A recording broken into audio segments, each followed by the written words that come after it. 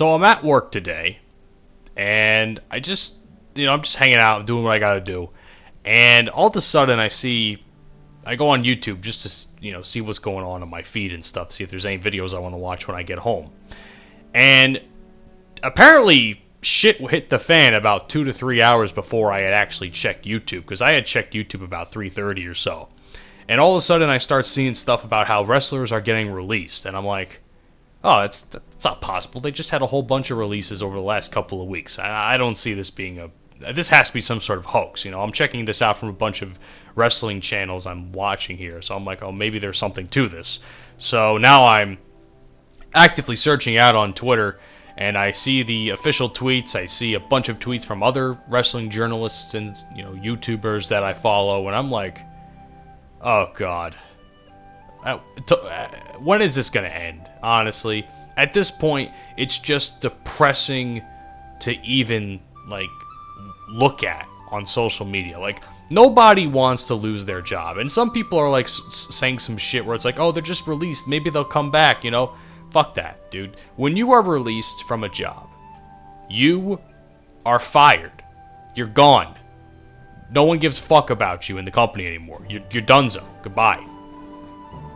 Think of it like this. When I lost my job due to COVID last year, every time I said, oh, I was let go, or maybe I used the word fired, or, it was like, oh, no, you were furloughed, you were laid off, or you were this, you were that. No, I was fucking fired, because they haven't fucking called me back since, those motherfuckers.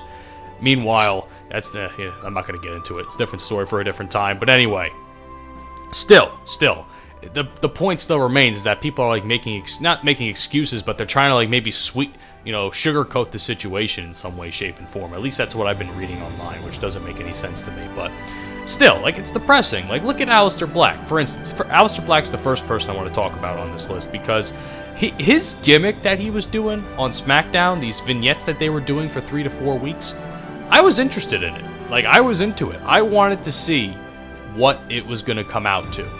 And for some reason, he was let go. And I have no idea why. I have absolutely no idea why, and we'll never know the reason why he kicked the shit out of Big E a couple weeks ago on SmackDown. That will never be explained now, and people were wondering why it wasn't explained last week on SmackDown. And it seems as though we now have our answer. Santana Garrett, who was a woman's wrestler I liked. I've followed kind of her stuff for a few years now, when she was in TNA. And she hadn't really had a big stage, especially on, what's it called? She hadn't really had a big stage on NXT, and I guess they maybe booted her up to the main roster as a jobber or something like that. But I don't know what she was doing, but I felt bad for her, because I was like, God, man, they really need some, bodies on the women's roster. Lana, that was another bummer to see. Not that I was the biggest Lana fan. I mean, she was hot. She was nice to look at. Good for Miro. And I have to think that Miro being a champion in AEW may or may not have had something to do with her release. But who knows? We'll never know, maybe. But I felt bad for her, because you could see that she was getting better. Stuff that she was doing in the ring years ago when she first started to really wrestle was awful. And, she had some improvements over the years, so good for her. And I felt bad that they let her go. It was a shame. Buddy Murphy, in my opinion, one of the better cruiserweight champions of the modern era. He had a great run with that title. He hasn't done a goddamn thing really since, outside of the stuff he was doing with Seth Rollins. So yeah, that sucked ass. It sucks ass for him, because I really wanted to see big things from him. I really did, and it's a shame that nothing became of it. Ruby Riott. Talk about the biggest waste of talent, man. She and Liv Morgan, I will say this until I'm blue in the face, should have been the people to win at the women's tag team turmoil bullshit at WrestleMania, and move on to and win the tag team championships at WrestleMania. Now, if you ask me, the women's tag team titles and the women's tag team division is about as fucking useless as a whole fuck ton of other things with this company, man. There is no point to even have these titles anymore, because there's no fucking division to build them around. That also includes Lana, because she was involved with Naomi. So yeah, there's literally no point to this division anymore. They might as well fucking throw the titles in the trash, because that's all they're good for anyway. I was against this shit from the get-go. People are like, oh yeah, women's equality, women should have tag team titles, blah blah blah. And look what happened. There's no fucking division to book it around. Meanwhile, we're getting 10 weeks of Nia Jax and Shayna Baszler and Naomi and Tamina. Like, fuck off, please. But either way. Again, like, who else got fucking released? Braun Strowman? Braun Strowman, man, that's a shock, man, because Braun Strowman is the perfect example in wrestling where he has all the momentum, but the timing or the booking just fucks up every bit of momentum he's ever had, and ever since the whole deal where he was supposed to be the guy to beat Brock, he hasn't been the same since. He's had some good glimpses of some stuff here and there, like, for instance, the last match he had at Backlash. To me, if he's going to have any match that's his last match in WWE, I would be proud of that match that he put out there.